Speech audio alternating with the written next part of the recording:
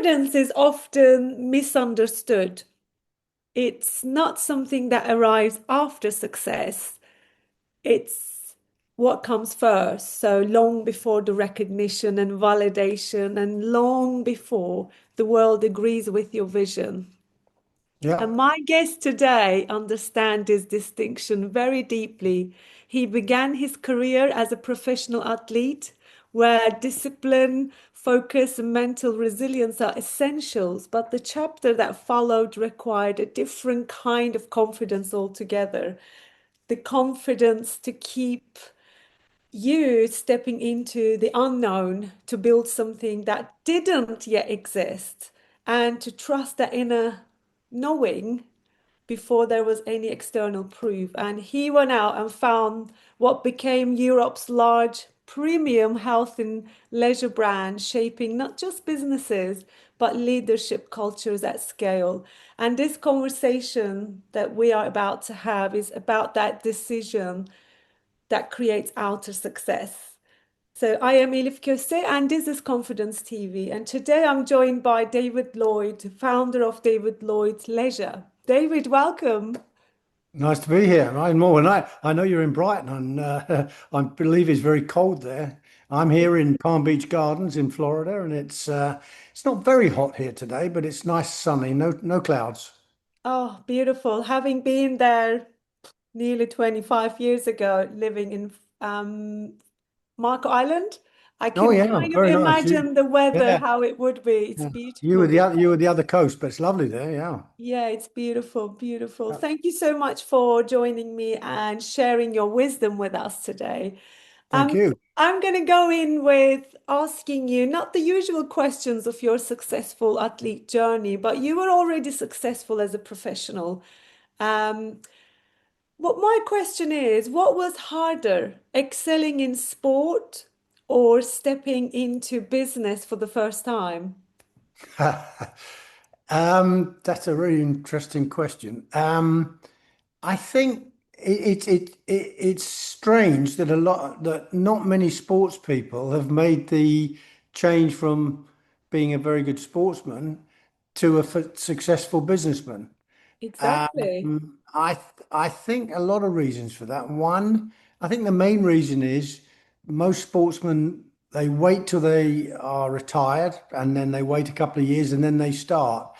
And I Mm. think that's a mistake because I think your image, your publicity value disappears. So I started my business when I was still playing, Okay. and I used all my sporting knowledge and all my playing around the world in all the countries of the world I played. I was very lucky and working.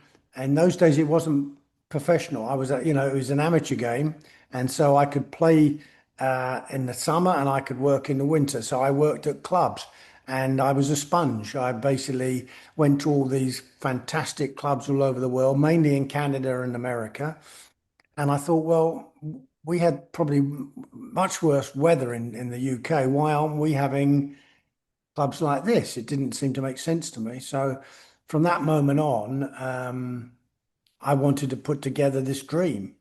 And it was the dream of building a club that the family could come to, the kids could enjoy it, the family Mhm. would love it, mum and dad could have a great time.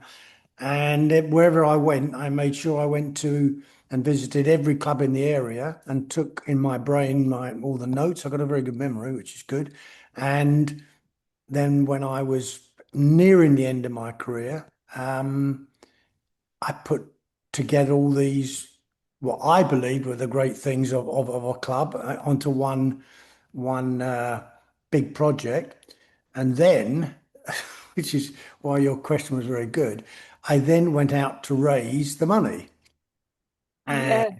people The looked. vision came first. Yes, absolutely. There's a very famous thing, and I think anybody listening to this, you must, as soon as you put the TV down or whatever, you must read the poem If. The poem If by Rudyard Kipling. And if Mhm. you read that poem, you will know more about the world and your life and what you have to do to be a success. It's actually over the gates of the centre court. On the gates of the centre court is one quote. It says, if you meet with triumph and disaster and treat those two impostors just the same. And one of them is dream, dream, but not making dreams your master. And that's what I did. I Mm. dreamed, but I didn't let it control me. And then I put together everything. But I went into all these meetings with bankers and investment people, and they looked at me and they said, where's your education? What education did you get? I said, well, I didn't actually, because I left school at 15, and my Mm. education is the fact that I've traveled the world. I've met taxi drivers in Nigeria. I've played tennis in India, and I've been to Australia, and I've been a pretty good tennis player. And I know a lot of people, and that's my knowledge. Yes, it's common sense knowledge, but it is a very important knowledge. And Mm. I didn't raise the money, and it went on and on and on. Eventually, I went to one bank that they were terrible to me. They said, "Oh, where's your education?" And then they said, "Where's your nearest bus stop?" This being my first club. So I looked at them, and they were probably about my age. I was about 34 then. And I said, "Do you play golf?" And the chap said, I took a punt because nearly everyone plays golf. And they said, yes, I play golf. So I said, fine. Well, how do you get to your golf club? They said, by car. So I said, I'm going to get to my tennis club by car because they said where the nearest bus stop was. They Oh, tried to I find see. holes in my argument. And I believed in it so much. I had all the answers. One great tennis coach taught me something, and he said, competent is confidence. So if you're Beautiful. competent at what you do, you are confident. And Yeah, I have beautiful. seen over 100 clubs around the world, and I've seen people laugh and smile, and the families coming together, and people meeting each other in a safe Mm. environment. That was my confidence, and therefore I was confident. And And it eventually, still delivers. yeah, and I Yeah. eventually got the money together, and the company has 134 clubs around the world. Oh, So beautiful. it started from one, it started from a dream, and now it's a worldwide name. So It's yeah, beautiful. It's an incredible project that you've brought to life. We as a family still go to David Lloyd Leisure yeah, Center, so it's beautiful. What I hear is that before the world validated your vision, you believed in it so much, you found all the answers that they needed. But where absolutely. did your confidence come from? The fact that, I'd been a tennis player and people always told me you're not going to win this match, and I did. And so you build up your confidence, you have to build up your confidence. But if you know you're good at something, or you have the knowledge to be good at it, you Mm. should have confidence. I wrote a book. It was a good book. And one of the things, I had 10 things that you should do and 10 things you shouldn't do. And one of the things I say is, if you have a dream and you really want it and you really believe in it, it's not just a dream made up for Yeah. boasting or whatever, it's a real dream. I Mm. said, do your figures, add 10% to your costs and take off 10% of your income, because everybody exaggerates. That's life. Mm. And if you do that and it still makes money, don't let anybody in the world stop you. You Stop. do it. It is so true because as an athlete, for you, probably the self-doubt showed it differently. But as a founder, as someone in business, the money always creeps up and you get fearful. So that tip is gonna make a lot of difference in so many people because money is always the issue for people when they start creating a brand. But Yeah. No, but no, you're you right. you I mean, the thing is, you don't, I just, I played many Davis Cup matches, and and I played doubles mainly, and my brother, who is was a much better tennis player than me, but and he had all the shots I didn't have. But one thing I had that he didn't have was belief. I never gave in ever, And I always believed I was going to win when I was match point down. And many times we were match point down. I said, John, we're going to win this match. We're not going to. I said, yes, we are. And then, that's what you have to do when you're training young kids. You have to give them the confidence, have to build on it. And everybody's different. And so what you have to do as a coach, you have to find out the strengths and the weaknesses and build up the strengths because they're all different. Every strength is Yeah. different. Some have better shots, but some, which I like personally, is the mental strength. You have to have mental strength. You must never give in. You must never think you're going to lose. You must always, people like Djokovic, that's why he's still playing. He still believes he's the best in the world.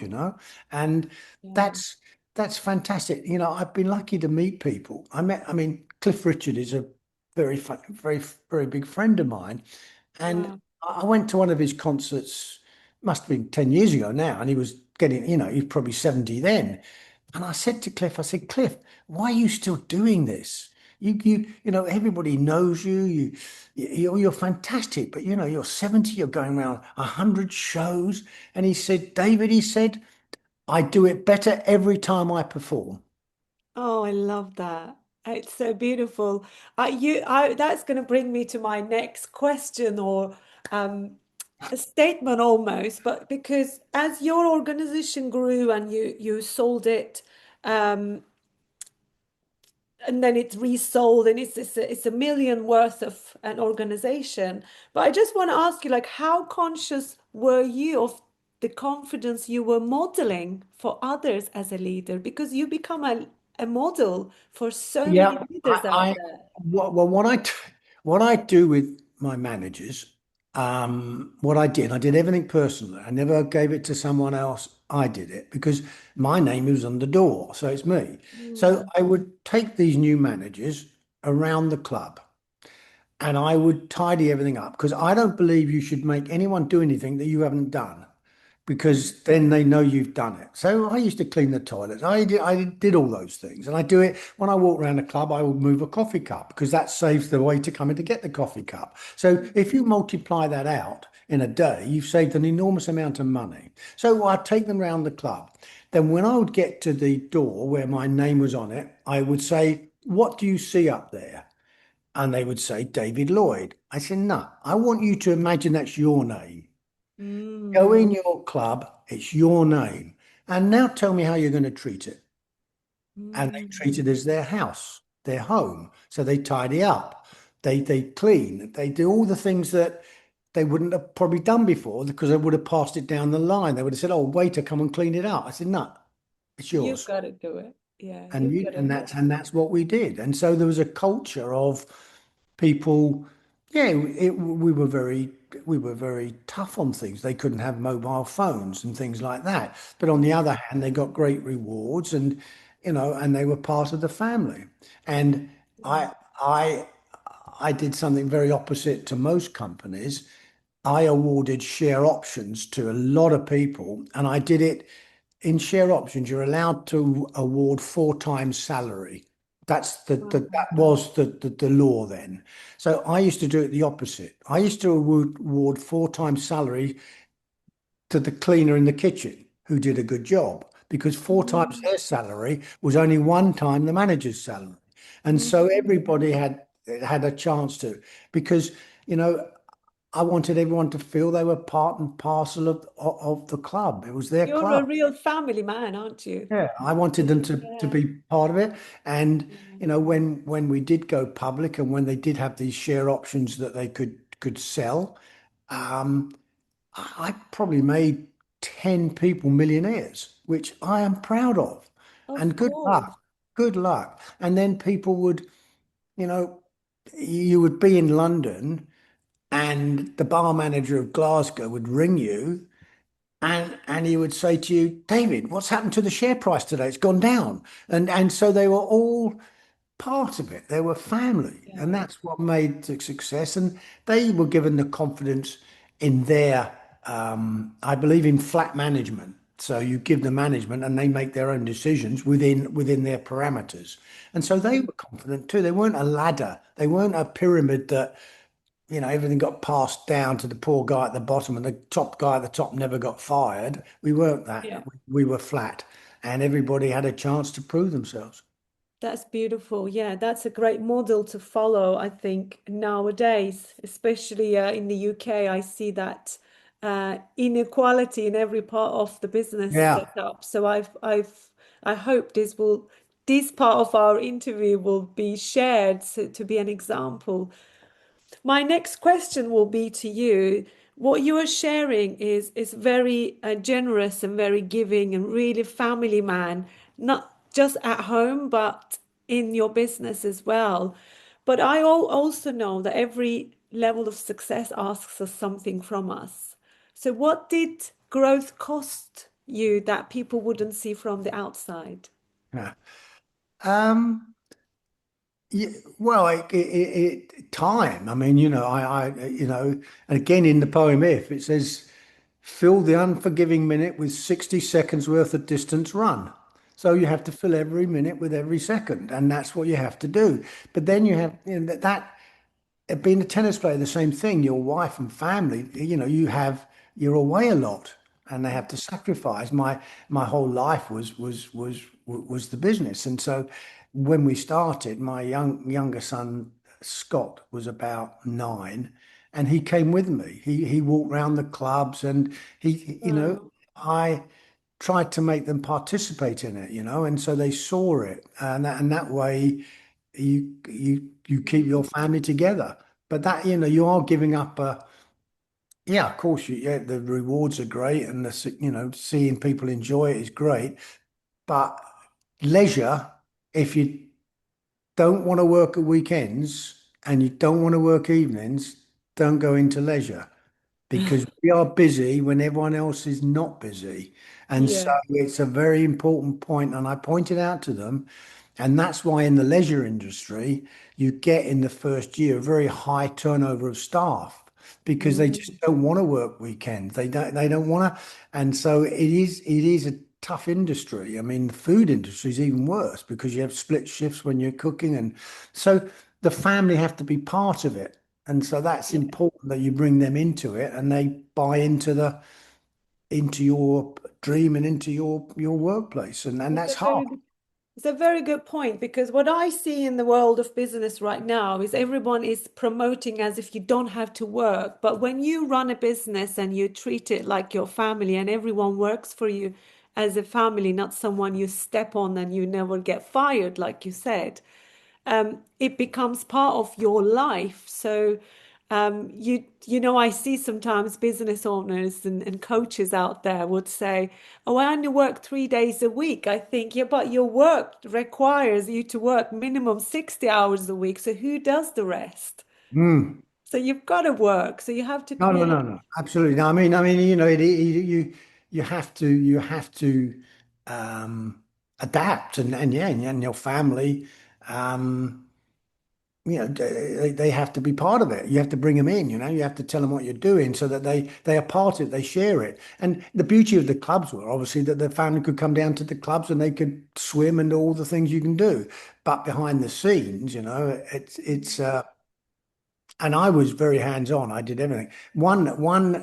We had 8 clubs then. One New Year's Eve, I visited all 8 clubs in the same Wow. night. Wow. I started off at Eastbourne. I drove to Eastbourne. Obviously, I couldn't drink because I was driving. So I drove to Eastbourne, and then I drove back up to London. I did all the London clubs, and everybody knew me. I didn't have a head office then. I wanted my office to be at whatever club I went to. I Yeah. wanted to know my members. I wanted them to know it was me. I wanted to talk to them. I wanted to ask them what were we doing wrong, because you get feedback. You can't give them everything because obviously everybody has a different opinion. But if we could keep 95% of the members happy, we've done a good job, and Absolutely. 5% you can never care about. I mean, it doesn't matter. Some people are born to complain. I mean, it is what it is. I mean, I'm not, that's the way they Yeah. are. So you have to do, and that's the problem. But if you talk to any of my staff, who are still there, I really did protect my staff. If I went in and saw a member abusing a receptionist and I just took and I did it in front of everybody. I took that member's card away and I cut it up with a pair of scissors and said, "You're no longer a member." And I did it in Yes, front of everybody yeah, because you might have a complaint, but you don't treat people badly. absolutely. Absolutely. Oh, I admire you for that. That's beautiful. Because a lot of the times people think success and being the top on your success journey means that you really step over people and not Listen, work or not care yeah. of the people who work for you to create the success you do.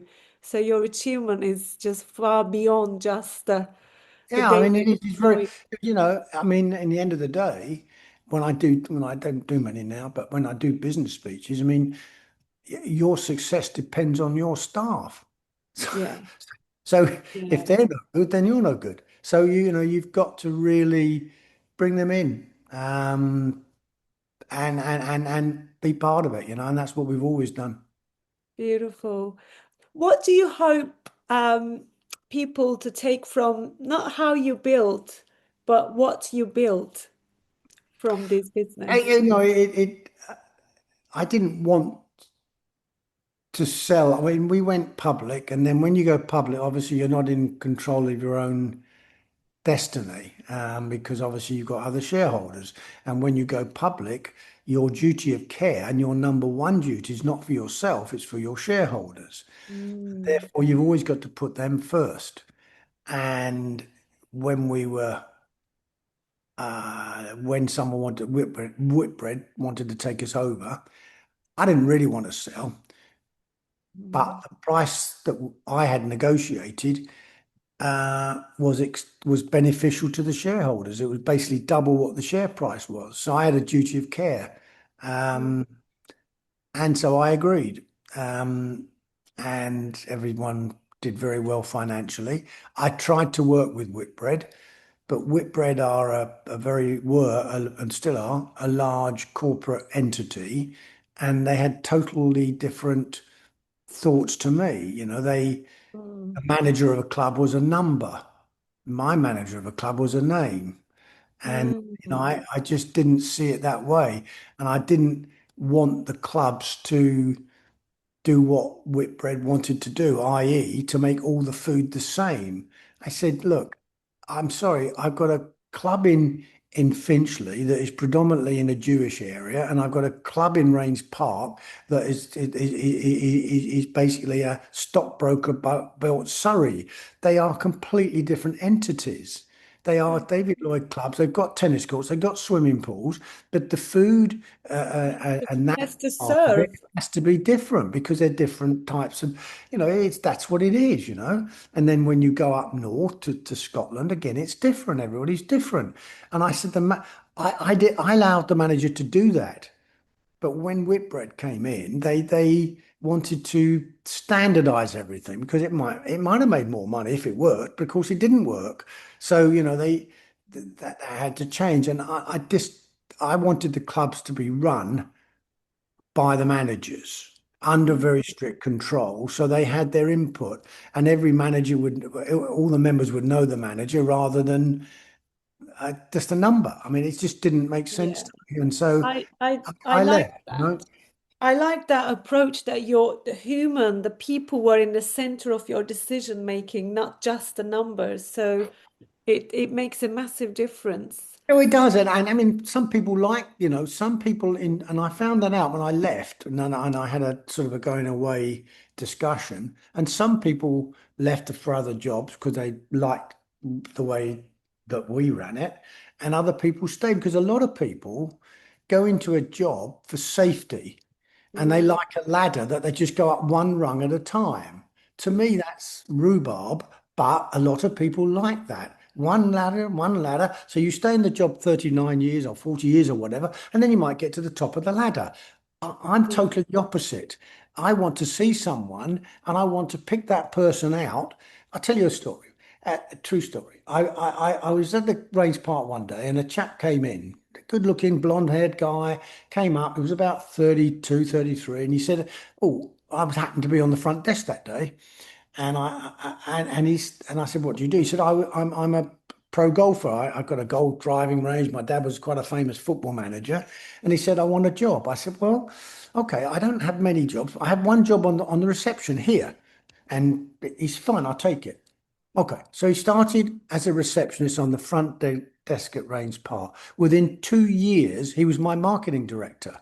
Wow. And he was running all the marketing. He was brilliant. And you know what? He made well over £1 million in options. And he went up the ladder from one to nearly the top in 2 years. That can't Yeah. happen in a bureaucratic run company. You have to go Yeah. up ladder by ladder by ladder. And that's why there are so many people who are good people that look for new jobs Yeah. The because brilliant minds is the rung stuck. is the top rung isn't there. They want to be. They're ambitious. They are Yeah. confident. They want to be good. Well, you got to pick those people out. They're your future. These people with the ambition to be you is not. They're not a threat. They are needed, Oh, and I that's love very that. important. You know. That's so true. It's so beautifully put. A lot of the times they see them as a threat, but it Yes, isn't. they see them as a threat. I saw them as It's great. opportunity for growth. I was, they couldn't take my job. I was David Lloyd. I had the face, I had everything, and I was confident to know every single bit about it. So I was confident enough to hire the very best, which is what I did. And that's why we were so successful. We didn't hire people because, oh, he might take my job. And Yeah. and that was a Yeah. I made sure my managers thought like that. So that their assistant manager was good. I said, look, that assistant manager, I'm opening 3 or 4 clubs a year. I want the best assistant managers to be the manager of the new one. That's Yeah. what you do. And that's how they know they can go from that to that quickly. And Yeah. that's what we did. That's beautiful because you had confidence in what you had, your vision, so you didn't have the fear of losing your Position, business, your absolutely. position. And, Yeah. and so we built it up with uh, we used to have all the managers used to come and a lot to meet, and then obviously the big one was for budgets the next year, and Mm, they all did their own budgets. I didn't fire anything down them. I said, guys, it's your club. I don't mm, know who wants to come in and have a bacon sandwich tomorrow, but you do. I don't. So if yeah. you want more bacon, buy more bacon. I mean, that's up to you. You because you're judged on we had a mystery shopper that went round, and we had mystery shoppers everywhere, and they just tested them, and that's how they got rewarded, and they got big bonuses, which was great, and all the clubs used to phone each other. We were light years in front of our time. In 1986 it was, I met a brilliant guy, and all our phones in 1986 were linked by computer, so we didn't pay for the phones. They were just on the line. Everybody now does WhatsApp. I did that in 1986. We were light years in front because my telephone bill was zero, apart from Wow. overseas.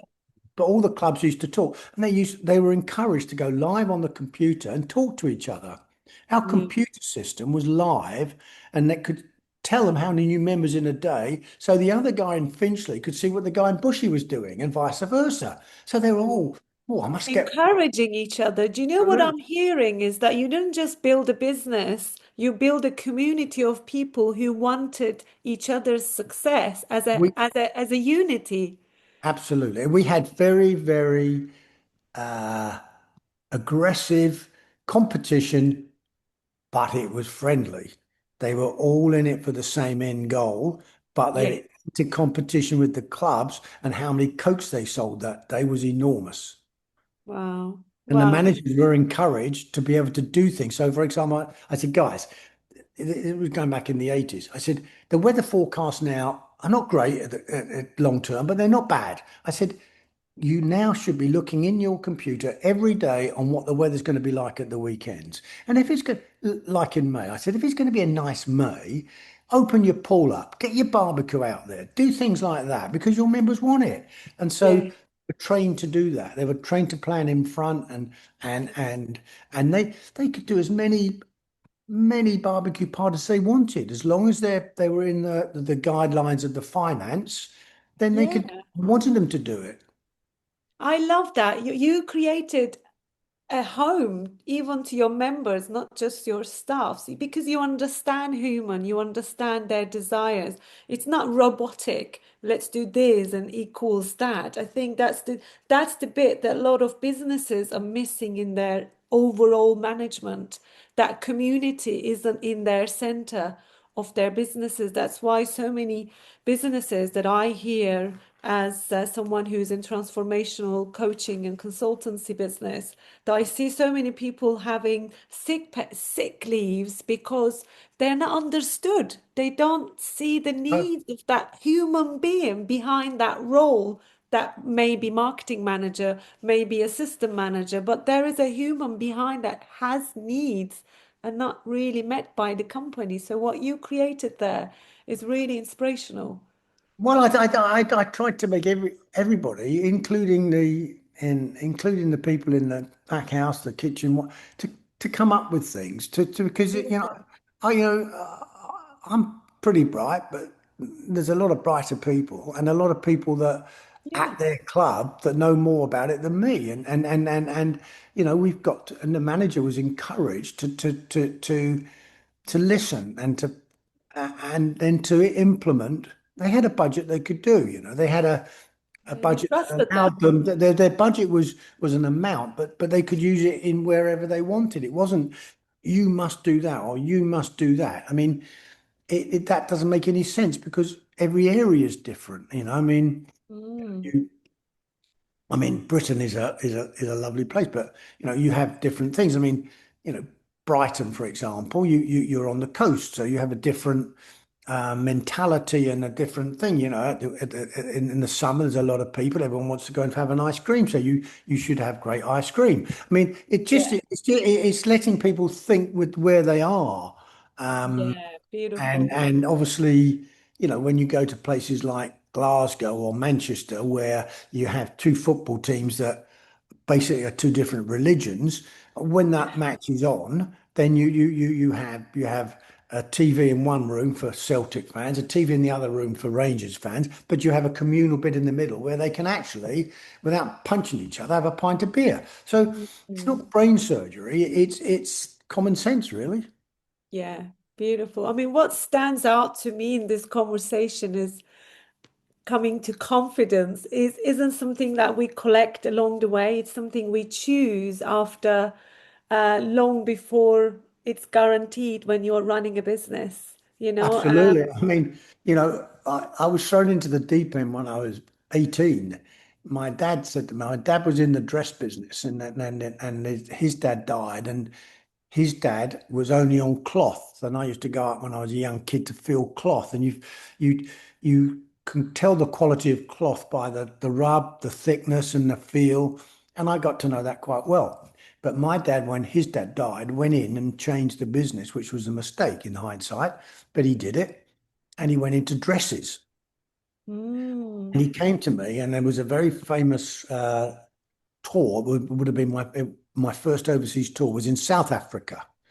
And he came to me, he said, Dave, he said, I haven't got a lot of money. He said, but I've got all these dresses, and I want you to take these dresses and go to Africa and work your way down, earning money to get to South Africa. So I'm 18 and I had I can only describe it the size of a coffin full of dresses. And those dresses were made of you'll laugh, but it was true. Those dresses were made of a material called crimpolene. Yeah. Crimpolene is a lovely, colourful material, incredible, colourful. You could wash it, you don't have to iron it, but it made you hot. So there I am in Sweaty. Africa. Try it. I'm 18, and in Africa those days, there's no roads. They're all the mud paths. I went to Uganda, I went to Nigeria, I went to Kenya, I went to Zambia, I went to all of them. Working my way down, I'm a white chap in the middle of a country that in those days was all black people. They were fantastic. It's a fantastic continent, and I was trying to sell these dresses to the natives, and of course it was very hard to do. Anyway, it was like selling coal to Newcastle. It was very difficult. Anyway, so it taught me never to give up because I had to get down to South Africa. So I kept going on. I sold a few, I sold a few. Then I went to, and then it was Rhodesia. Rhodesia was the most beautiful place in the world, which is now now Zimbabwe. But anyway, I eventually got to South Africa and I made just about enough money to play the circuit. But it taught me at 18 that you can never ever give in. You have to keep going. You have to keep going. Yeah, Eventually, a door will open. it Eventually, does. a door will open. Yeah. And that's what happened. So it taught me never to give in, and that stayed with me in my tennis career and everything. That if I could sell dresses, crimpling dresses at 18 In Africa, Africa that even makes you hot, people. then I can do anything. Yeah, So my confidence was built up by experience, which again is very important. The more you experience things, the more you try things, and the more you keep going if they don't work. And a person asked me a question once. He said, "What is success? What do you term success?" I term success very simply by giving 100% every time. You might not win, you might not succeed, but if you've given 100%, you can look at yourself in the mirror and you can say, I did that. And that's important. You're not going to win every battle, but if you've given 100%, you can't give more. exactly. Give your 100%. I love that. Thank you so much, David. Oh, I could talk to you for hours, you know. You have so much wisdom to share, but what I'm hearing is that self-belief is really important. Whatever you do, believe Most, in yourself most and important. don't give up. Give 100%. Success will look in different forms, Yeah. but it will show itself Yeah. eventually. And so, but all your viewers must read the poem If, because I promise Yeah. you, you will learn more than any school in the world can teach you from just reading that poem and learning it. I can recite it to you now. And all my young kids that I ever helped, I helped him and I found him when he was 9. Yeah. And they all had to learn the poem If because it will stand you all the way through your life. Wonderful. I will definitely share it with our interview notes so people can read it rather than trying to find it. Yep. I'll put it And then accessible. learn it. It's not long, it's about 5 verses. And Yeah, every line you think, wow, that's you can so good. relate to every line. Beautiful. And then last thing what I kept hearing from you, which is very important to me, is creating a community in your business, not just hierarchy where there is a top and there is a bottom, but there is more. I always say it's matriarchy where round everyone wins when it comes to it. I, you know what? You could go to my first clubs and you would go in there and you would see some superstars. You would see Elton John, you'll see Cliff Richard, you'd see Yeah. people that were all superstars and they will be sitting around having a cup of coffee with the local Yeah, busman. That to me exactly. is success. That's beautiful. Thank you so much, David. Thank you. Thank you for your openness, for the clarity you brought in from business perspective, and as someone who's a real family man. So I really appreciate you. Thank you so Thank much. you. Thank you very much. Thank you. Thank Thanks. you. Thank Bye. you all. This has been Confidence TV. I'm Elif Köse, and if this conversation resonated with you, stay with us because confidence isn't built by chance. It's built by choice and it's strengthened in community. Thank you. Thank you.